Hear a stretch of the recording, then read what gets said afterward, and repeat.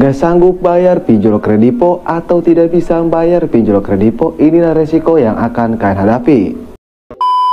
Nah, apa sih resiko yang akan kita hadapi jika kita tidak bisa membayar pinjaman kita di pinjol kredipo atau di finansial kredipo ini? Sebelumnya, seperti yang kalian ketahui ya, bahwa pinjol kredipo ini itu bisa dibilang raksasanya pada pinjol. Bahkan bisa dibilang 11-12 sama aku laku. Kenapa bisa dibilang begitu? Nanti kalian akan mengetahuinya ya.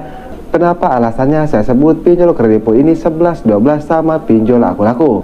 Nah, jadi buat kalian semua nih nasabah pinjol kredipo ya, atau buat kalian yang mau galbay atau galbay di pinjol kredipo atau sudah tidak sanggup lagi membayar pinjaman kalian di pinjol kredipo, kalian wajib sekali simak video ini. Dan mohon untuk jangan di skip-skip ya. Kenapa? Supaya kalian mengerti dan paham apa yang saya sampaikan. Karena di video kali ini saya akan nge-share resiko-resiko jika kalian galbay atau galbay di pinjol kredipo ini. Oke, baik, tanpa berlama-lama, mari kita langsung saja ke pembahasannya.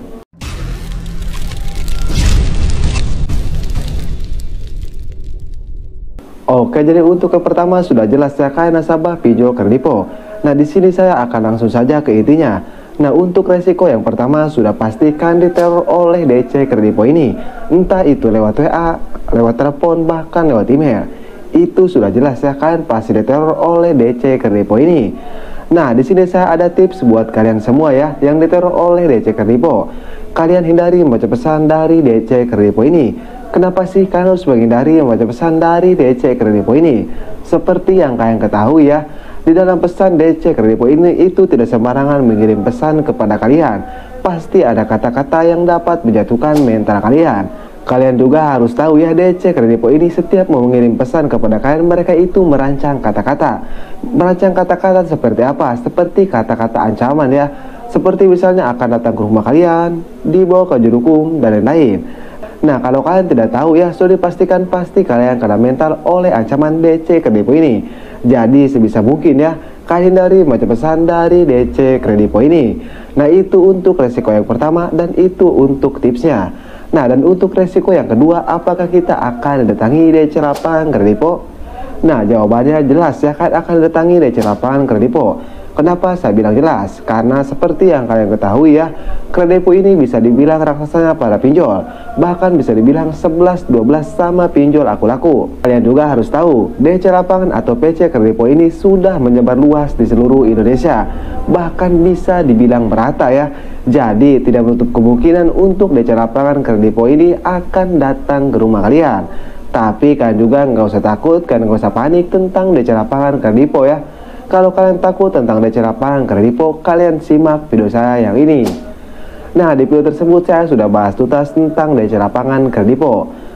Intinya tentang DC lapangan pinjol legal ya. Seperti bagaimana cara menghadapi DC lapangan pinjol legal, supaya DC pinjol legal tidak datang lagi ke rumah kita, dan lain. Intinya saya sudah bahas tuntas.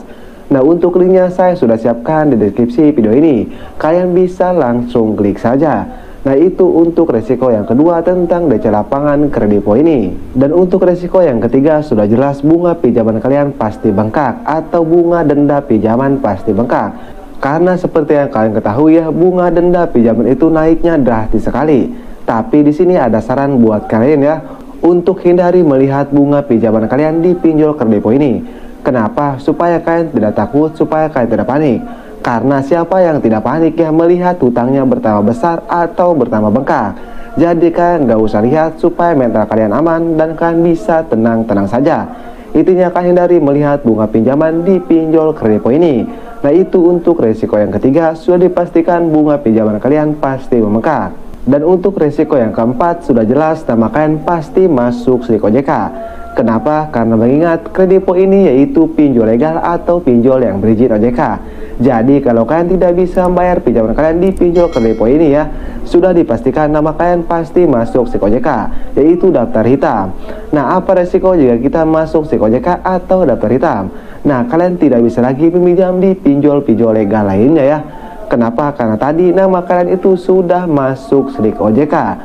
Kalian juga harus tahu, resiko terberat galbay atau galbay di pinjol kredipo ini ya, atau di semua pinjol legal itu hanya dinamakan masuk slik OJK saja. Tidak ada resiko seperti dibawa ke juru hukum, dipidanakan, dan lain-lain, itu tidak ada ya. Intinya, kalian harus catat, resiko terberat galbay atau galbay di pinjol legal itu hanya nama kalian masuk slik OJK saja.